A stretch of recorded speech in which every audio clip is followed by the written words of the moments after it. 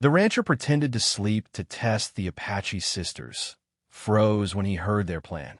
Samuel Flint had tested strangers at his door for years, and it had kept him alive on this lonely patch of land. His method was simple. Let them in if they insisted, pretend to sleep, and listen. Sooner or later, people always revealed who they really were when they believed no one was paying attention. It had never failed him. But tonight, something felt different. If you're watching this, subscribe and let me know where you're watching from. This story gets much more intense, and I'd love to hear your thoughts in the comments below. Two sisters had arrived just before sunset, saying they needed shelter from the storm that was about to sweep the prairie. They spoke politely, their manners careful, almost too careful. Samuel had let them inside, not because he trusted them, but because the younger one leaned against the porch post as if her leg might give way. Rain was already falling hard, and the lightning stretched across the sky in white veins. Against his better judgment, he'd stepped aside and allowed them a place by the fire. Still, his instincts screamed caution. The older sister carried herself with quiet strength, her dark eyes alert even when she pretended to rest. The younger sat close to the flames, her face pale from pain, strands of long black hair clinging to her damp cheeks. They looked exhausted from travel, their dresses dusty and worn. "Please," the older one had said in careful English, "just for the night. My sister cannot go farther." Samuel had wanted to send them toward the town south of here, but the sky split open then, and the storm made the decision for him. He stepped back and let them pass. "You'll sleep here by the fire," he told them, "but I wake before dawn. You'll need to be gone when the sun comes up." "Of course," the older woman had replied, though her tone carried something else, something that told him she had no plans to leave so soon. Samuel went to his cot in the back room, boots still on, his body tense. A thin wall separated him from them. He lay flat on his back, controlling his breathing, letting the steady rhythm of the storm mask his listening. He told himself this was just another test. Wait long enough, and their real purpose would slip out. But what came through the wall that night was unlike anything he'd heard before. At first, it was only whispers. Their voices were low, urgent, carrying a rhythm of intimacy only family could share. They weren't speaking English. Yet, impossibly, Samuel understood every word. The language woke something buried deep inside him, a part of his life he had sworn never to touch again. "Enna," the younger one said, "we found him." Samuel's breath almost caught, but he forced stillness. His heart pounded against his ribs, his mind spinning. They were talking about him. "Quiet, Clara," the older warned. "If he understands, we'll know by morning. Look at his breathing. He's asleep." But Samuel wasn't asleep. Every muscle was wound tight as he listened. The names they spoke, the fragments of memory they stirred. Each word struck like a hammer against the walls he had built inside himself 15 years ago. 15 winters have passed," Clara whispered. "He looks older, but it's him. The scar above his eye. I see it." Samuel's hand went unconsciously to the thin line through his eyebrow, a scar only a handful of people in the world knew about, and fewer still lived to remember how he got it. "What if he doesn't remember us?" Clara asked. "He remembers," Anna answered softly, her certainty chilling. "The question is if he'll listen. If he refuses, we take what we came for and leave. But if what grandmother said is true, if he was the one who saved our brother that day, he deserves to know what happened after." Their brother. Samuel's chest tightened. A boy in the river, water, thrashing, the panic in his eyes as he fought for breath. Samuel remembered pulling him from the current, saving his life. That was years before everything went wrong. Clara's voice cracked as she whispered again. "The truth will ruin him." "Perhaps," Enna said, "but silence has already ruined someone else." The rain beat harder against the roof, the wind shaking the cabin walls. Samuel lay frozen, torn between dread and the gnawing need to know what they meant. Their words carried grief, accusation, and something darker. "Tomorrow," Anna whispered. "When the storm ends, we tell him everything." "What if he runs?" Clara asked. "Then we follow. We've waited too long. Our brother deserves justice. even if it comes 15 years too late. The word justice hung in the air like smoke from a fire refusing to die. Samuel's chest grew heavy. They weren't here as travelers in need. They had come for him. And when morning came, nothing would be the same. The storm rolled on through the night, steady and merciless. Samuel lay stiff on his cot, eyes wide in the dark. He'd told himself for years he could outrun his past, that the prairie was big enough to bury mistakes if you just kept your head down.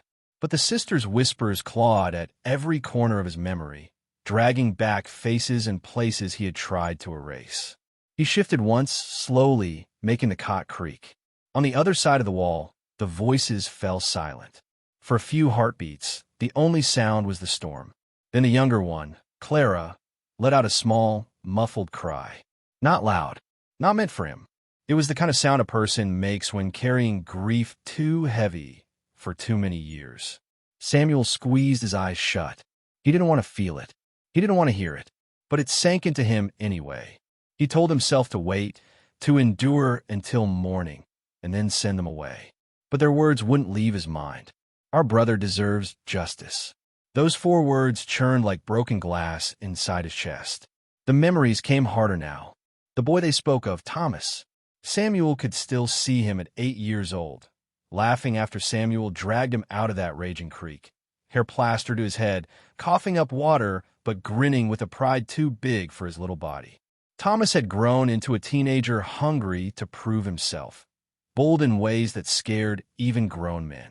And then, Samuel swallowed hard. He remembered the canyon, the shouting, the gun, the blood. Samuel rolled onto his side, staring at the wooden wall between him and the sisters.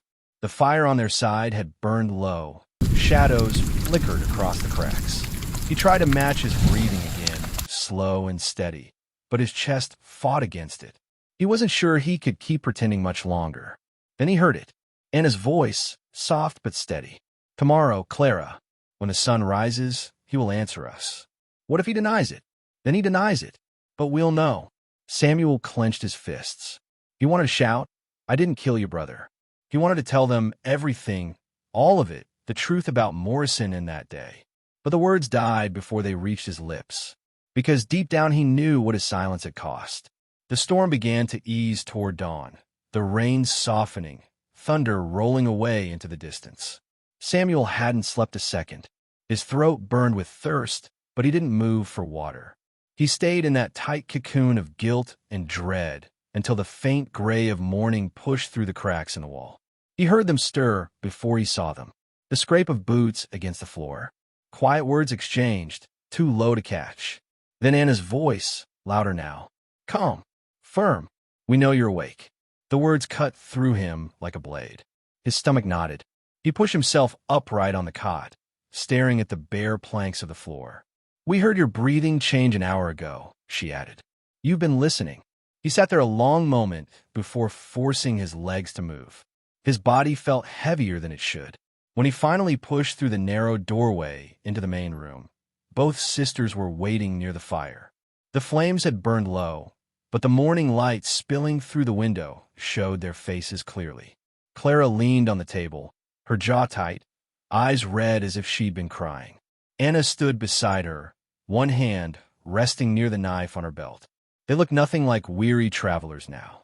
They looked like women who had come with purpose, women who carried the weight of family and truth on their shoulders. Samuel's voice cracked when he finally spoke. How long have you known that you were listening? Anna asked. Her eyes didn't flinch. Since the thunder. Men who really sleep don't hold their breath when the sky breaks. Samuel drew in a shaky breath.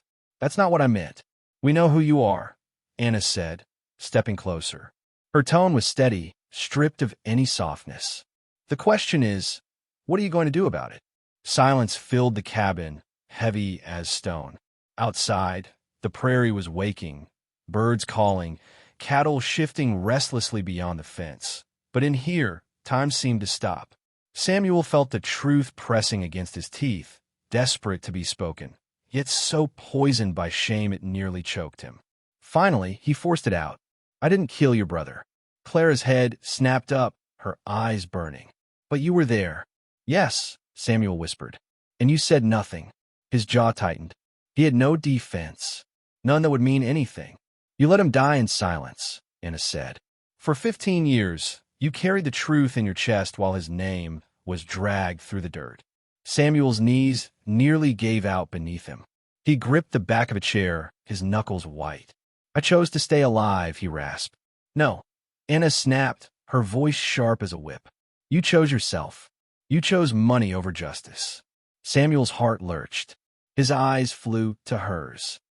How do you know about that? Clara's lips trembled, but her voice was steady. Because the man who paid you bragged about it. In a saloon. Drunk. He told anyone who'd listen how he bought himself a witness. How Samuel Flint sold his silence for silver. The world tilted under him. He felt his chest seize, shame rising like bile in his throat. His secret wasn't a secret at all. And standing there in the ashes of his lies, Samuel realized these sisters hadn't just come for answers. They'd come to drag him back into a past he had spent 15 years running from. Samuel's legs felt like they were giving out beneath him. He lowered himself into the chair, staring at the floorboards as though they might open and swallow him whole. The cabin smelled of smoke and wet earth, the aftermath of the storm seeping into everything. Clara's voice cut through the silence. Where is he? Samuel lifted his eyes. Who? You know who? Anna said flatly. Daniel Morrison, the man who murdered our brother. The man who bought your silence. Samuel's mouth opened, then closed. The name alone was enough to send a shiver down his spine. He saw Morrison's grin, his pistol still smoking, the way he leaned close that day and hissed that sometimes the truth wasn't worth dying for. I don't know where he is, Samuel admitted. Liar. Clara's voice shook with rage. I swear it, Samuel said, raising a hand like it meant anything. After that day, I never saw him again. Clara pushed away from the table, stepping closer, her fists trembling at her sides. But you took his money. You let him walk free. You let him grow stronger. Do you know how many lives he's ruined since? How many families he's torn apart? Samuel's throat burned. He wanted to explain. He wanted to tell them how fear had crushed him, how he'd convinced himself he had no choice.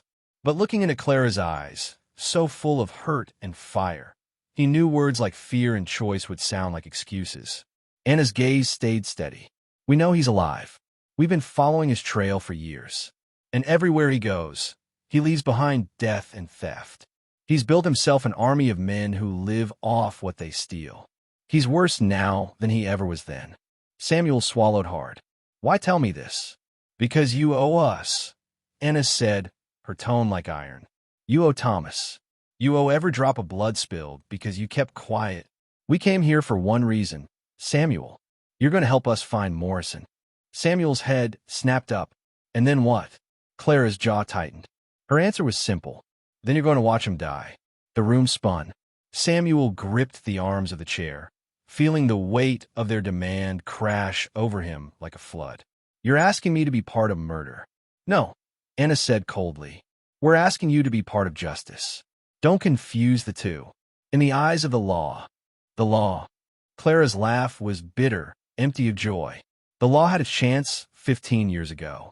5 white men against 1 dead Apache boy. They called it self-defense and closed the book before his body was even cold. That was their justice. That was their truth. The law failed us. Samuel dragged a hand down his face, the stubble scratching his palm. He understood their anger. He even shared it. Morrison had haunted his dreams every night for 15 years. But what they were asking, what they were demanding, was something he wasn't sure he had left inside him. And if I refuse, he asked finally, and it didn't blink, then you'll spend the rest of your life running. Because we will tell everyone who you are. Every town, every trading post, every camp from here to the border. They'll all know Samuel Flint took blood money to keep quiet about a boy's murder. You'll never sleep easy again. The threat landed heavy, not just because it was true, but because Samuel knew it wouldn't even take that long. His neighbors would stop selling him feed. No one would trade with him. Word would spread fast. He'd be an outcast, left to die alone. He let out a hollow laugh, shaking his head. How did you even find me? It took 3 years, Clara admitted. We tracked Morrison first. We listened when he drank too much and bragged too loud. He mentioned you more than once. Said you were reliable. Said you'd never betray him. Samuel's blood went cold. He still talks about me? Anna nodded slowly. He called you his partner. I wasn't his partner, Samuel said, his voice sharp, almost desperate. I never was. You took his silver, Anna reminded him. You kept his secret. You let him grow into the monster he is. What would you call that? Samuel had no answer. The silence that followed was its own kind of confession. Clara spoke again, softer this time, almost weary. He knows where you are. Did you know that? He's kept track of you all these years. Made sure you stayed quiet. If you ever spoke, he would have come for you. You think you were hiding, Samuel, but you were just his prisoner. The weight of her words crushed him. All the years he'd told himself he was free, he had only been living under Morrison's shadow. His past hadn't been buried at all.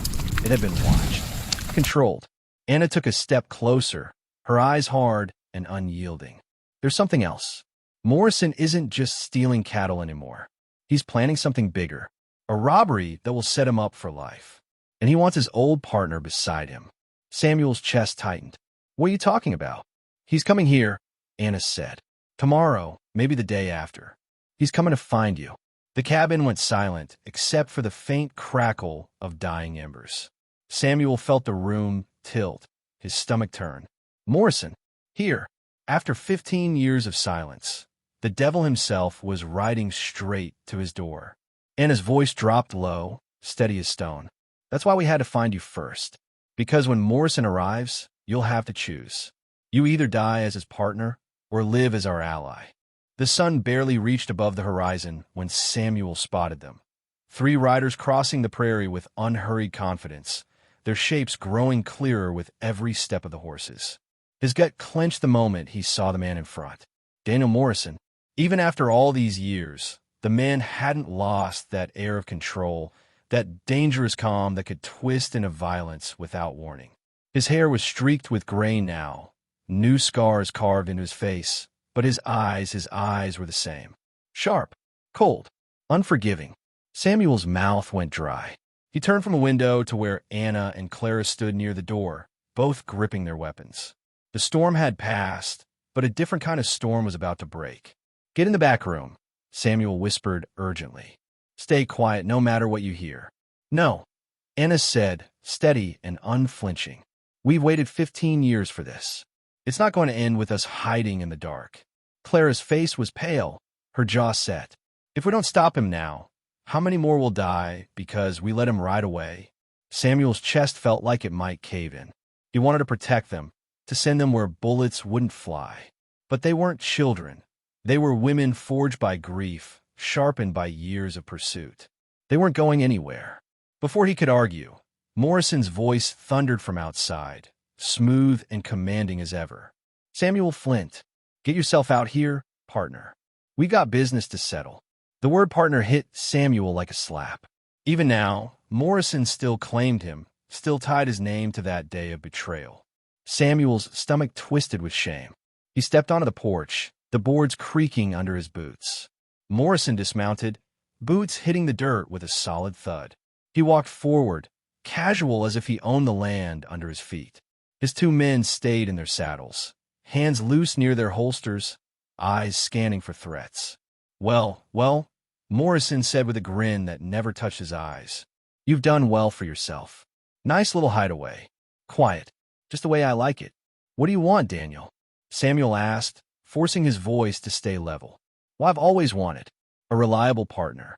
Morrison's smile widened, but there was no warmth in it, only teeth. I've got a job lined up. Big one. Army payroll wagon. Enough silver to set us all up for life. And I need someone I can trust. Someone who knows how to keep his mouth shut. Samuel's stomach twisted tighter. I'm not your partner. I never was. Morrison chuckled low, shaking his head.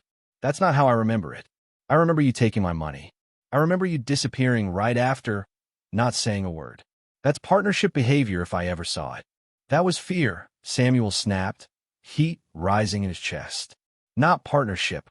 Call it what you want, Morrison said, his hand brushing the butt of his gun in a lazy, threatening way. Point is, you've been living free because of me. Because of what we agreed to that day. And now it's time to pay some of that debt back. Through the cabin window, Samuel caught a glimpse of movement. Anna and Clara positioning themselves, eyes sharp, weapons ready. His heart thundered as he realized the collision building here was unavoidable. "What if I refuse?" Samuel asked. Morrison's expression hardened, his voice dipping into that familiar, terrifying growl. "You know too much. Refusal ain't an option. Not unless you're looking to end up in the dirt."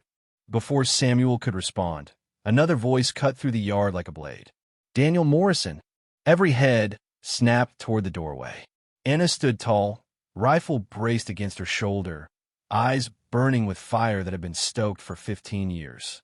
Clara followed her out, both hands gripping pistols with a steadiness that spoke of long nights practicing for this moment.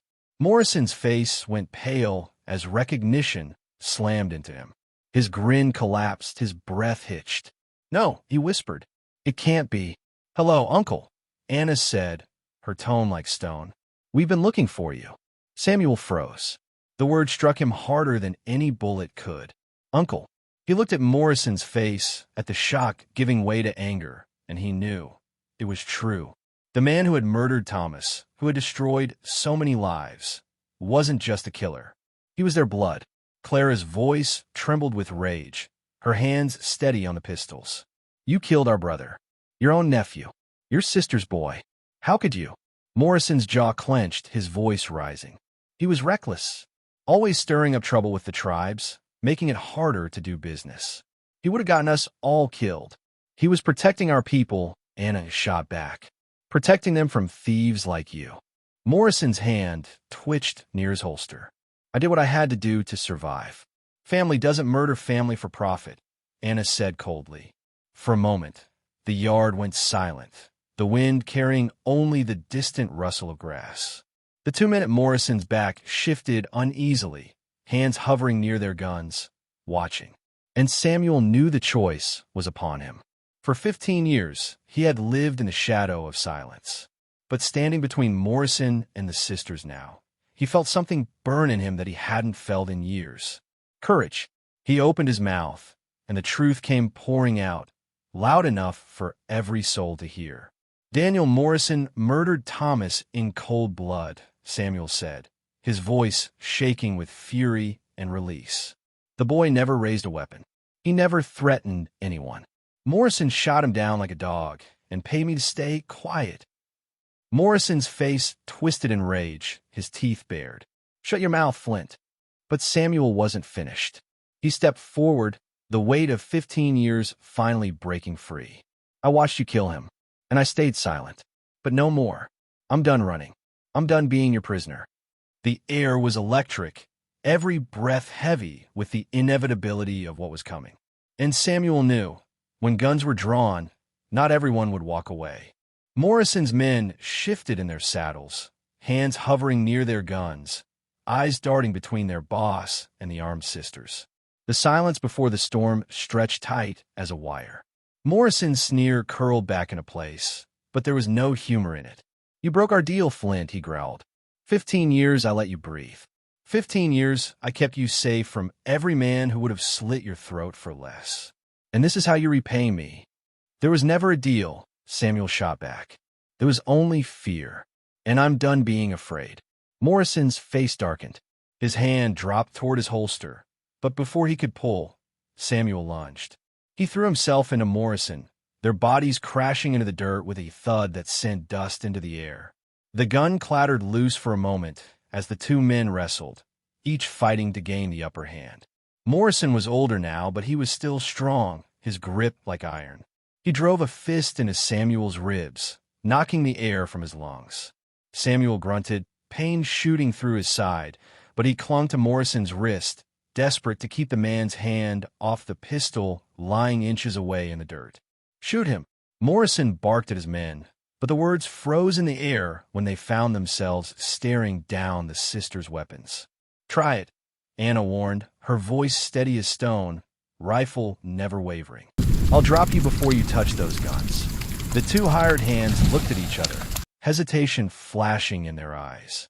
They weren't loyal enough to die for Morrison. Slowly, cautiously, their hands rose in surrender. Morrison snarled, fury boiling in his chest. He shoved Samuel off, scrambling to his feet, boots kicking up dirt. His hand finally closed around the pistol, and his eyes locked on Samuel with murderous intent.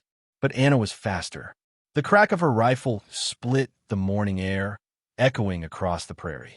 Morrison staggered, eyes wide with shock, his pistol slipping from his hand as a dark stain spread across his chest. He collapsed to his knees, mouth opening and closing as though words might save him. Blood bubbled at his lips, but no sound came. He pitched forward into the dirt, the life draining out of him with each shuddering breath until he lay still. The world went quiet. Samuel stayed frozen where he knelt, chest heaving, sweat stinging his eyes. He stared at Morrison's body, the man who had haunted his every thought, who had owned his silence, who had shaped his shame. 15 years of running, of guilt, of nightmares, ended with one gunshot. Clara lowered her pistols slowly, her arms trembling as if the weight of the years had just now caught up to her. "It's finished," she whispered, though her voice carried no relief. Only exhaustion. Anna kept her rifle steady a moment longer, eyes locked on Morrison's corpse as if daring him to rise again. Only when she was certain he was gone did she let the weapon lower, her shoulders sagging under the invisible burden she had carried so long. Samuel rose unsteadily, brushing dirt from his shirt, his body aching from the fight. He looked at the sisters, their faces a mirror of grief and grim satisfaction. "What happens now?" he asked, his voice hoarse. Anna met his gaze. Her eyes weren't soft, but they weren't burning anymore either. "Now you live with the truth. No more hiding, no more running, just the truth." The two gunmen, Morrison's hired help, still sat rigid in their saddles, hands raised. Samuel turned his eyes on them, but Anna spoke first. "Go." They didn't hesitate. They turned their horses and rode hard across the prairie, eager to put distance between themselves and the man they had followed. Silence returned, heavier now than before. The sisters stood side by side, weapons hanging limp in their hands, their breaths coming slow and uneven. Samuel realized they had been waiting for this moment for so long that it felt unreal to them, just as it did to him. He looked down at Morrison's body. All the years he had lived under this man's shadow, and now here he was, lifeless in the dirt. Samuel thought he'd feel freedom, or maybe triumph. But all he felt was hollow. Anna must have seen it in his face. She stepped closer, her voice quiet but firm. "Justice doesn't always feel like victory. Sometimes it just feels heavy." Samuel nodded, swallowing hard. He wanted to say something, but words failed. Instead, he bent down, grabbed Morrison by the collar, and dragged his body toward the edge of the property. The sisters followed in silence. Together, they buried him in an unmarked grave behind the cabin. The prairie wind carried only the sound of shovels cutting through earth. When it was done, they stood over the mound, the sun high above them, the world looking unchanged though everything inside them had shifted. Clara finally spoke, her voice low, almost fragile. "Our brother can rest now." Samuel's throat tightened. He wanted to say "I'm sorry" again, but he knew apologies had no weight here. Instead, he simply bowed his head. For the first time in 15 years, Daniel Morrison was gone. And yet Samuel felt the hardest part was only beginning. The grave looked small against the wide prairie, just a rough mound of dirt under the endless sky. The three of them stood in silence, each lost in their own storm of thoughts. A crow circled far above, its cry carried by the wind, sharp and lonely. Samuel stared at the soil clinging to his calloused hands. For 15 years, he had imagined this moment. Morrison gone, buried, erased. He thought it would feel like release, like chains breaking from his chest. Instead, all he felt was the ache of guilt pressing heavier than before. Clara broke the silence first, her voice fragile, frayed at the edges. "Do you remember his laugh?" Anna turned her head, brows knitting. "Whose?" "Thomas's," Clara whispered. "When we were kids. He used to laugh so hard he'd fall over. Even when he scraped his knees, he'd laugh through the pain. I can still hear it sometimes, like he's right there, just out of sight." Her voice cracked, and she covered her mouth with her hand, shoulders shaking. The sound of her grief filled the empty land more than any gunshot could. Samuel's chest constricted. He wanted to reach out, to offer comfort, but his hands felt stained, his voice too weak. He had no right to speak of Thomas, no right to stand beside them. Anna placed a hand gently on her sister's shoulder. "He was the best of us," she said softly. "That's why it hurts so much. Losing him the way we did." Samuel swallowed hard, his throat raw. He didn't deserve what happened. Anna's eyes snapped to him, sharp as flint. "No, he didn't. And you could have stopped it. You saw everything. You knew the truth. And you let him be buried as if he'd been the one to start it." Samuel's head dropped. He had no defense. His silence back then had been its own kind of betrayal. He had betrayed Thomas, betrayed the sisters, betrayed himself.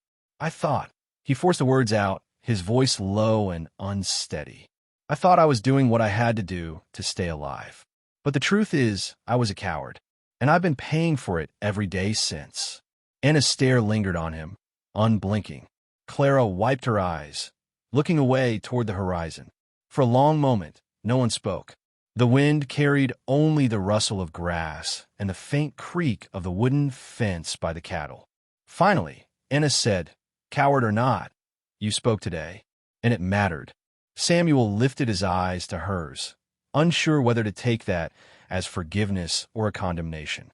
Maybe it was both. They walked back toward the cabin, their boots dragging in the dirt. Inside, the air was heavy with the smell of gunpowder and old smoke. Morrison's blood still stained the porch where he had fallen. Samuel grabbed a rag, knelt, and scrubbed at the boards until his knuckles were raw. Clara watched him silently. After a while, she spoke. "Why did you tackle him? You could have let him draw. You could have let us shoot him without lifting a finger. Why did you throw yourself at him?" Samuel kept scrubbing, his jaw tight. "Because I owed him that much." Clara frowned. "What do you mean?" "I let him own me for 15 years. I let him poison my life, poison the truth. I couldn't let him take another breath without fighting back, even if it killed me." Clara's expression softened, but only slightly. "You almost did die." "Would have been fair," Samuel muttered. "Might have been easier." And his voice cut in, firm but not unkind. "Don't say that. Dying doesn't make things right. Living does. Facing what you've done does." Samuel froze, the rag dripping red water from his hands. Her words struck deep, deeper than he wanted to admit. For years he had thought death would be a release, an escape from the weight. But maybe Anna was right. Maybe the harder road, the braver one, was to live with it. That night, none of them slept much. The prairie outside was quiet, the storm long gone, but inside the cabin, restlessness hung like smoke. Clara sat by the fire, staring into the flames as if they might show her Thomas's face. Anna sharpened her knife, the steady scrape filling the silence. Samuel lay on his cot, eyes fixed on the dark ceiling, guilt and grief pressing like stones on his chest. At one point, Clara whispered into the fire, not looking at anyone, "Do you ever think about what he could have been if he'd lived? He wanted to be a leader. He wanted to do something good for our people. He never got the chance." Anna's hands stilled on the knife. "I think about it every day." Samuel shut his eyes, but her words burned through him. He thought of Thomas's laughter, of his eagerness, of the way his eyes had shone when Samuel pulled him from the river all those years ago. A boy full of promise, cut down too soon. The silence stretched until Anna spoke again, voice low but steady. "Tomorrow, we figure out what comes next. Morrison's gone, but his men aren't, and his reach doesn't die with him. We have to be ready." Samuel knew she was right. Killing Morrison hadn't ended the danger. It had only lit a new fire. And if his men wanted vengeance, they might come knocking sooner than anyone expected.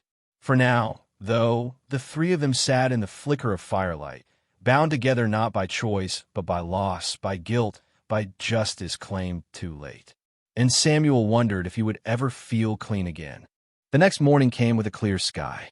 The air smelled fresh after the storm, but inside the cabin the weight was still heavy. Samuel stepped outside, feeling the sun on his face. For the first time in years, he wasn't looking over his shoulder for Morrison, but the freedom felt strange, almost unreal. The sisters joined him a little later. Clara looked worn, her eyes swollen from the night before. Anna stood straight, but even she seemed tired, her strength holding her together more than her body. They didn't speak at first. The silence was easier. Finally, Samuel broke it. You don't have to stay here. Morrison's gone. You've done what you came to do. Anna's eyes stayed on the horizon. You think it ends just because he's in the ground? His men are still out there. The work he started doesn't vanish. Evil doesn't die with one man. Samuel nodded. She was right. Morrison had built a life of crime that stretched far beyond his own hands. There would be others who wanted revenge, others who wanted to carry on what he started. Clara's voice was quieter. We should at least make sure no one comes looking for him here. They'll ask questions when he doesn't return. The thought made Samuel's stomach tighten. His land, his home, it wasn't safe anymore. The shadow of Morrison still hung over it. He looked at the sisters, their faces strong but tired, and for the first time he wondered if maybe he could walk away from it all. Inside, they ate a simple meal. Bread, dried meat, coffee boiled black and bitter. Clara barely touched hers. Anna kept her eyes on Samuel. Finally, she spoke. Why did you stay here all these years? Why didn't you run farther? Samuel let out a dry laugh. I thought I was hiding. Turns out I was just waiting. Morrison kept me in place without ever lifting a hand. He let me build fences and raise cattle and lie to myself every night. I wasn't living. I was serving his memory. Clara's eyes filled with tears, but she blinked them away. You could have told the truth back then. I know, Samuel said, voice low. Every day I know, and I'll live with it until the day I die. The fire popped in the hearth. The weight of his words settled between them. But for the first time, Samuel didn't shy from it. He let it sit, heavy but honest. 3 days passed like that. Quiet, slow. The sisters helped mend the fence where the storm had torn it down. They cooked meals together, though the air between them was never easy. Sometimes Clara asked about the past, about Thomas, about what Samuel remembered. Sometimes Anna just listened, studying him, as if deciding whether he was worth keeping alive. On the third evening, as the sun burned low and red on the horizon, Anna came to him while he worked by the barn. We're leaving tomorrow, she said. Samuel stopped hammering, leaning on the post. Where will you go? South. Morrison's trail doesn't end here. His men will scatter, but some will regroup. We'll follow the ones who do. Samuel looked down at the dirt. You'll spend the rest of your lives chasing ghosts. Anna's eyes hardened. We'll spend the rest of our lives making sure no one else buries a brother the way we did. Clara came up behind her, carrying a saddle. She looked at Samuel, her face softer than her sister's, but still heavy with pain. Come with us, she said quietly. The words struck him harder than he expected. Go with them. Leave behind the land he had built, the fences, the cattle, the little bit of peace he had clung to for so long. The thought both scared and tempted him. I don't know if I can, he said finally. Then stay here, Anna said flatly. But don't fool yourself. This place will never be safe again. Morrison's blood is on your porch. Someone will come looking for it. They turned back toward the cabin, leaving him standing in the dim light. He leaned against the post, staring out across the endless fields. The land was beautiful, wide and golden, but for the first time, it felt empty. Hollow. That night, Samuel sat by the fire long after the sisters had gone to bed. His hands shook as he turned Morrison's old silver coin over and over in his palm. The last piece of blood money he hadn't thrown away. The weight of it burned his skin. Finally, he tossed it into the flames and watched it vanish in the glow. The sisters would ride out tomorrow. Maybe he would join them. Maybe he would stay. But one thing was certain. Whatever path he chose, it could no longer be built on silence. For the first time in 15 years, Samuel Flint felt the stirrings of something he thought he had lost forever. Not peace, not forgiveness. Something smaller, but maybe more important. A chance. The sisters packed before sunrise. The cabin was quiet except for the soft scrape of boots on the floor and the clink of saddle straps. Samuel stood by the window, staring out at the prairie. The sky was painted pink and gold, the land stretching endless and open. It was the same view he had seen every morning for 15 years, yet it felt different now. Lighter and heavier. Anna tightened the last strap on her horse and turned to him. We'll be gone by noon." Samuel nodded, words caught in his throat. He wanted to say more, but didn't know where to begin. Clara walked over, holding a small bundle wrapped in cloth. She placed it on the table in front of him. "This is what's left of the silver he gave you. Blood money. Use it for something good or burn it. But don't keep it." Samuel looked down at the bundle, his hands refusing to touch it. The sight of it made him sick. Finally, he pushed it back toward her. "Take it. Use it for your people. Fix what he broke." "I don't want it." Clara hesitated, then nodded, slipping it back into her bag. Anna studied him for a long moment. Her face was unreadable, but her voice carried a weight that made him stand straighter. "You can't erase what you did, Samuel, but you can choose what you do now. That's all any of us can do." Her words stayed with him as they saddled their horses.